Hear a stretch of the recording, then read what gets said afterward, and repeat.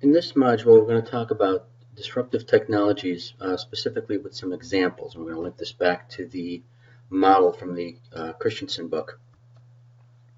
So just to give you some background here on the fact that the whole concept of disruptive technologies can be sent back many, many years.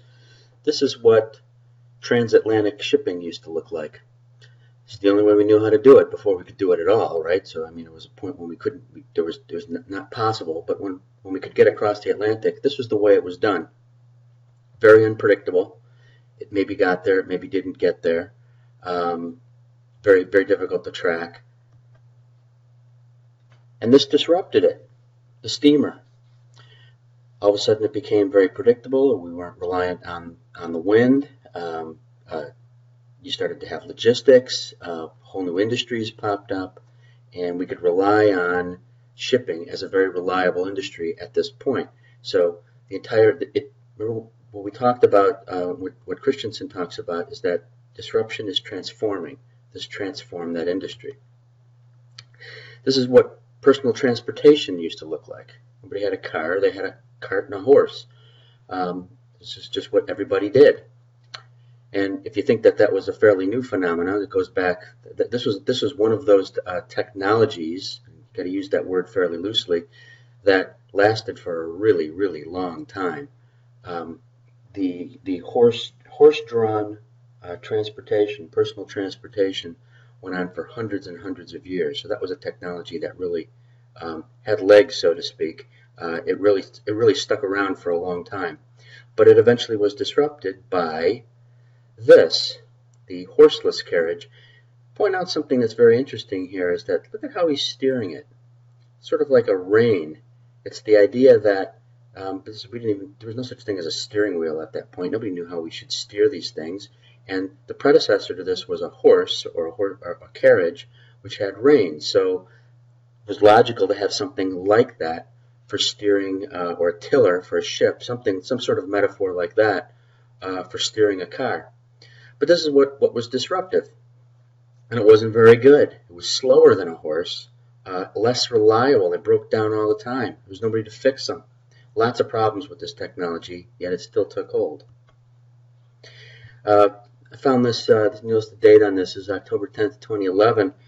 This is a steam-driven horseless carriage, sold for $4.6 million. I don't think they were going to drive it, though. The interesting point, though, is that with the steam transportation, not only was it unreliable, it wasn't safe. I mean, imagine driving your car and you're sitting on a boiler that could explode any time and kill you. That's what this technology was, and yet it still found its place in the market and was part of the evolution to what you're driving now. And for people who really couldn't get over the fact that they didn't have a horse in front of them, you could have this, right? You could have a horse dummy attached to the front of your car.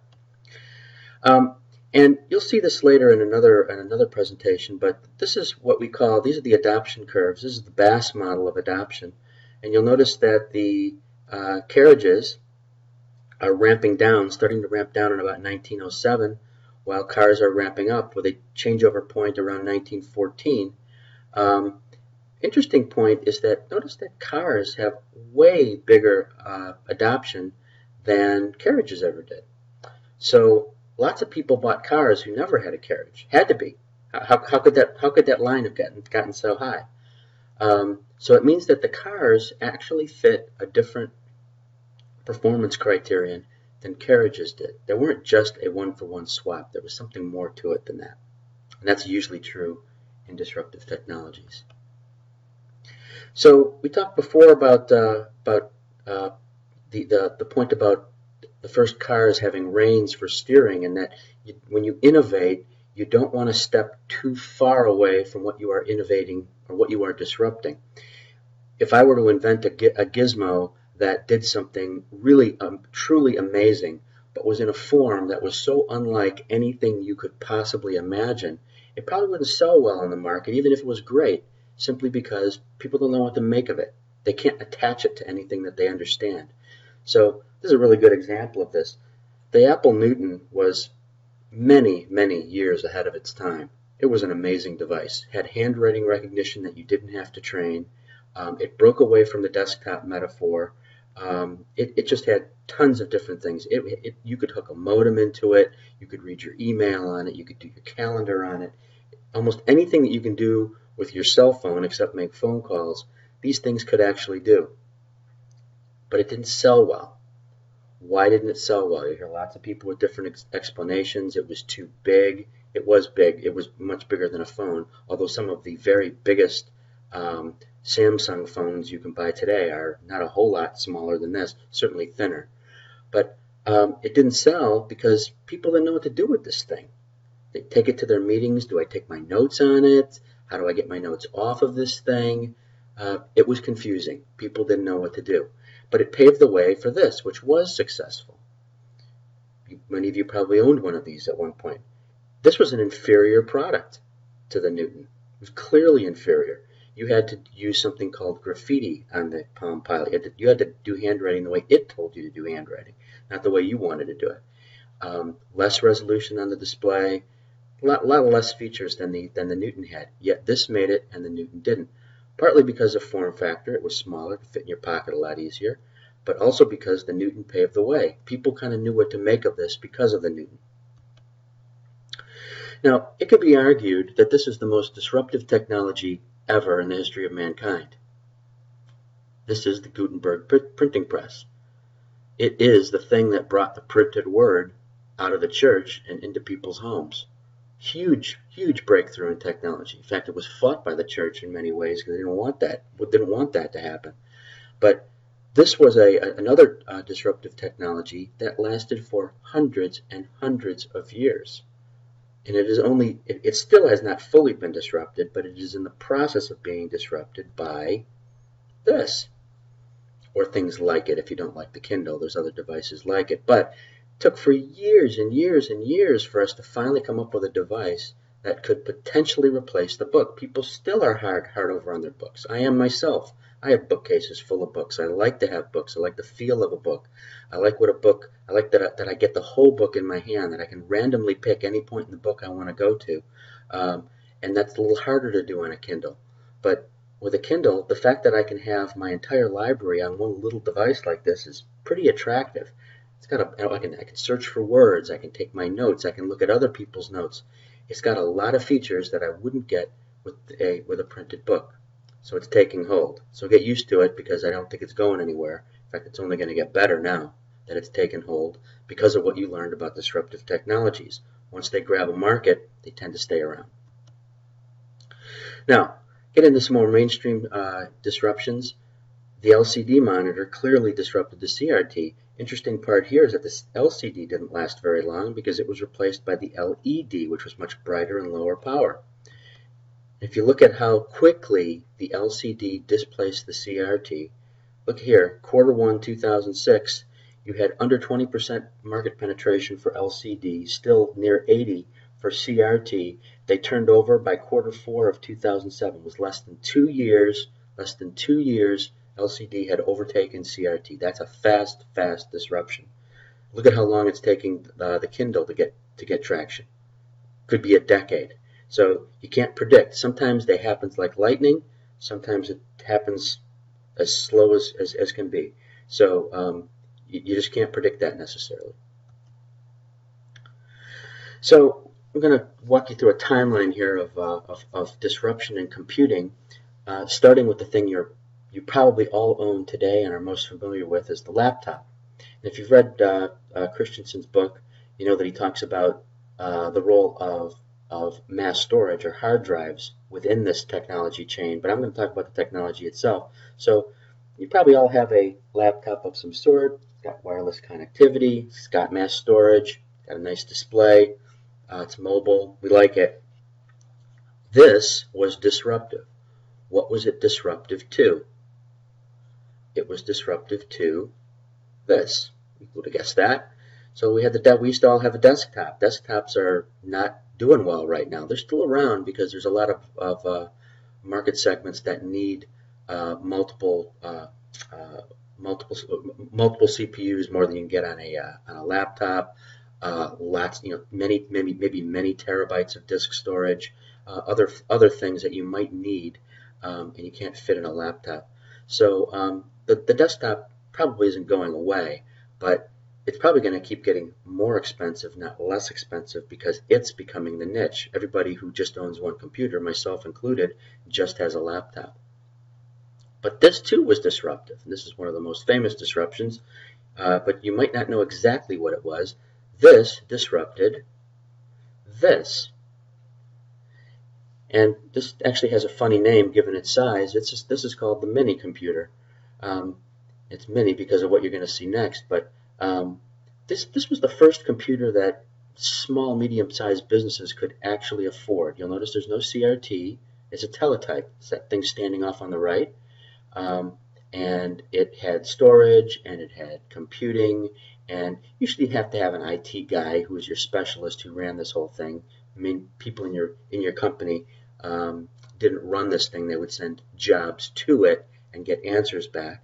But this was a huge innovation for its day because it started to be affordable for business. It became a strategic tool for business. They had to own one of these things. Interesting point, though, that you may not be picking up yet is that there's one more step. This was disruptive. This disrupted this.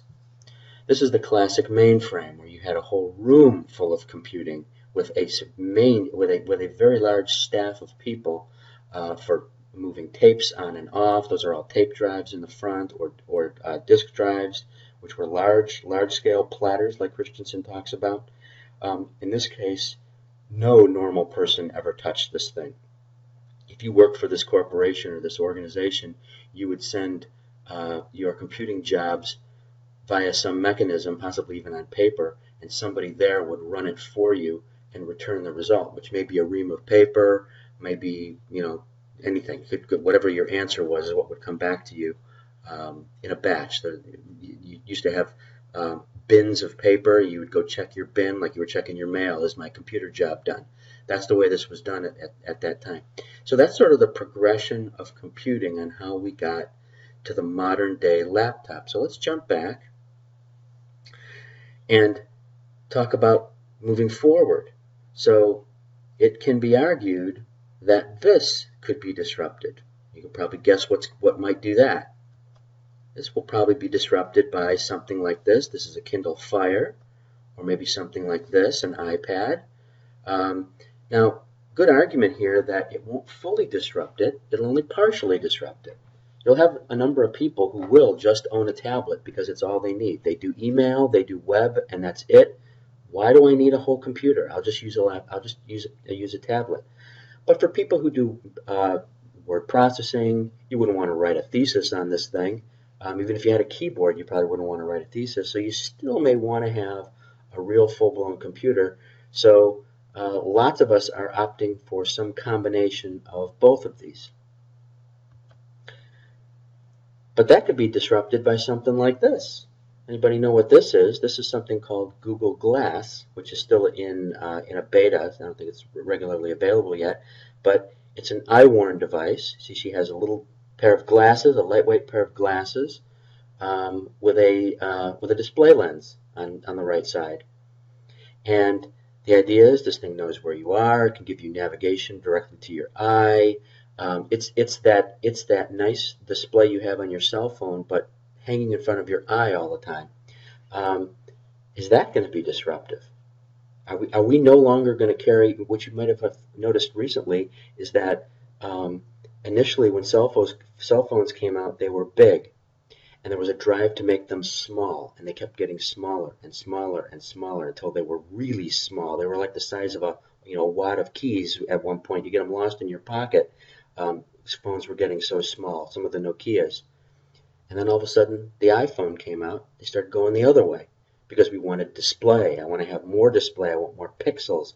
Now we've got the new Samsung Galaxies. They're big. It almost looks like a mini tablet, but it's a cell phone. Well, how big can we get before it's not practical anymore? Clearly, customers want more pixels. The idea here is deliver the pixels directly to your eye and have the computing someplace else. So this is actually a very elegant device. Whether it will be disruptive or not remains to be seen, but keep an eye on it. Now, just put this in because Christensen talks about, what this is. This is a Winchester drive. This is a traditional drive. If you have a desktop machine, you probably still have one of these in there. It's a magnetic disc on a spindle with random access, seek and scan, and an interface, which you can kind of see there on the bottom, that plugs into your computer.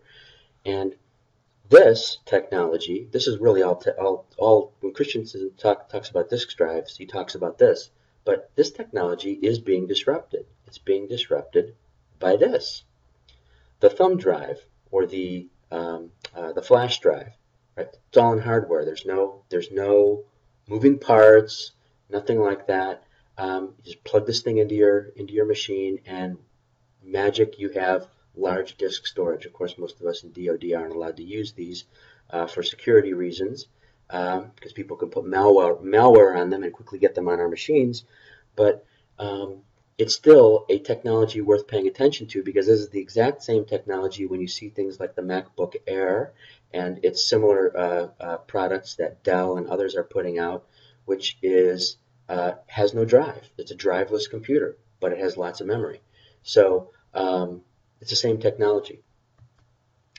And you look at the USB stick prices and how they dropped over the years. Again, they weren't very good at first. Initially, for a 1 gigabyte stick, you were paying a good piece of money, but it slowly dropped and dropped and dropped. Just look at the 64 gig drives, how quickly they're coming down. And this is dated data. It's 2009.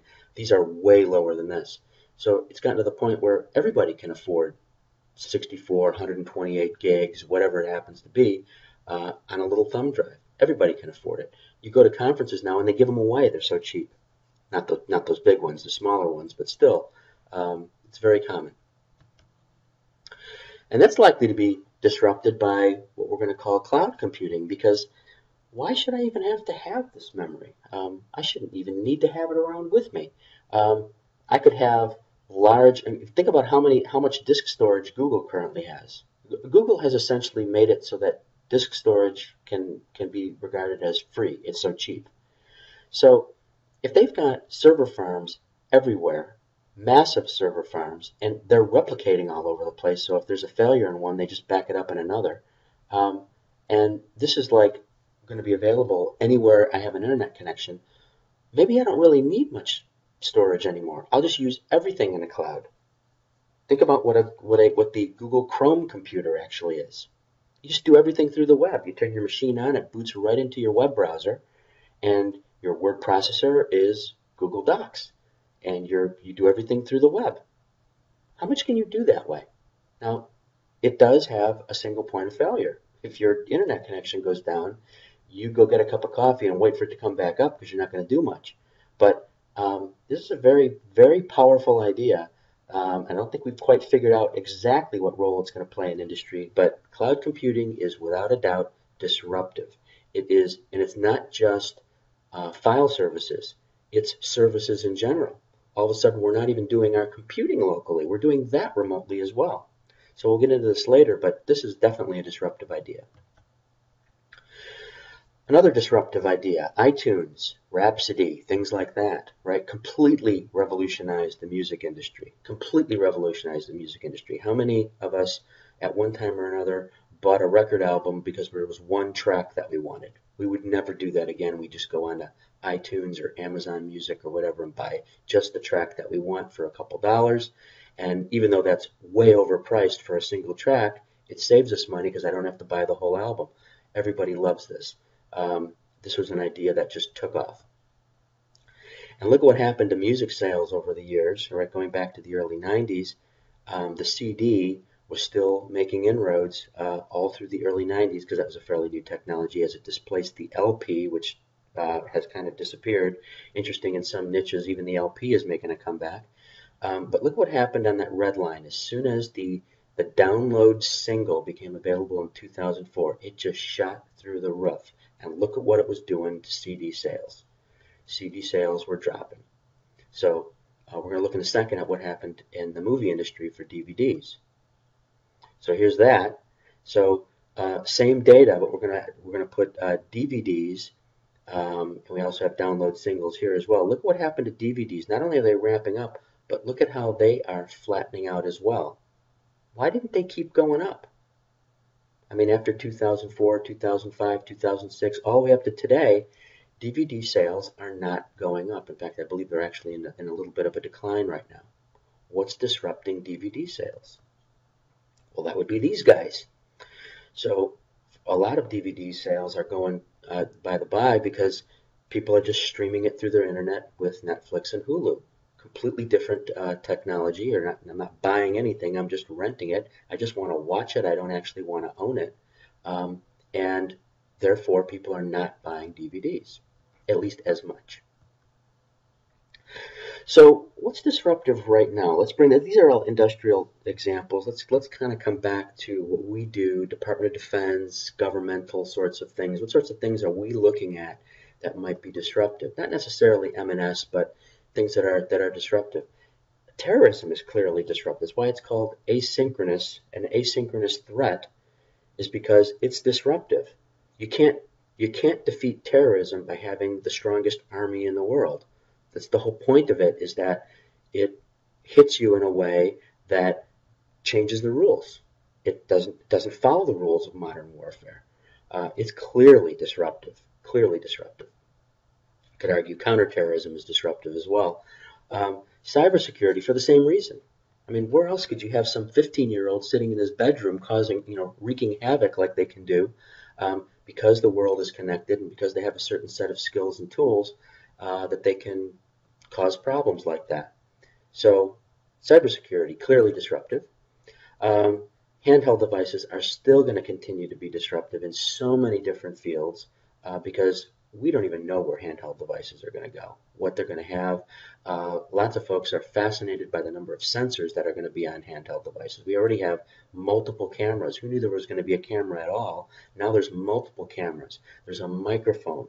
You may eventually have things when we find out what the Apple Watch is going to have. Maybe they're going to be, since it's going to be on my wrist, it could be monitoring my health. It could be doing all kinds of things. Where are these going to go? Collaborative tools like Skype, already disrupting the phone industry. I don't have a phone in my house. I have a Skype phone instead. I use my internet connection for everything. Maybe you do. Will collaborative tools eventually be disruptive to the airline industry, to transportation, because we won't have to travel as much? They might. They're not quite yet, but they might be. How about social networks? These are clearly disruptive. They're massive. They connect everybody to everybody, although a lot of people are still wondering what exactly they're good for. There are, if you watch what goes on now at sporting events, major world events, you can track what's happening through Twitter activity. You don't even necessarily have to know exactly what the tweets are actually saying. You can just monitor the activity, and you can kind of guess what's going on. So social networks give us insight into large populations of people in ways we've never had available to us before. So this last slide, I pulled this off. This is dated too. It's 2002, but that's okay because this is historical stuff. Look at this list. Look at this list. I'm only giving you the top 20 of the 35 technologies that shaped the industry. I could argue that every single one of these was disruptive. The graphical user interface made the computer usable to common people, clearly disruptive. Networking, microprocessors, spreadsheets, that was the killer app for the personal computer. Unbundled software. Does everybody know that initially nobody thought that you would ever buy software separate from the hardware? It all came together. Markup languages, databases, wireless. These are all of these things spawned entirely new industries. Also shuttered other industries. Certain industries just went away when these technologies came out. So these had a huge impact on not only our industry but the industries that we touch. Think about the insurance industry, accounting, the law. All these things all were transformed by these technologies, which are all technical. All right, so that's the end of this. I just wanted to bring you through some examples of disruptive technology so you can kind of get a feel for the fact that disruptive technologies disrupt. They transform industries. They don't just make things better. In fact, as you saw in lots of these examples, at least initially, they make things worse, and then they get a lot better. So just wanted to give you some examples so you could you can link this as you're thinking about disruptive technologies that may be touching your life and your profession. You can think about from history, does it match any of these historical examples, and maybe that'll help you.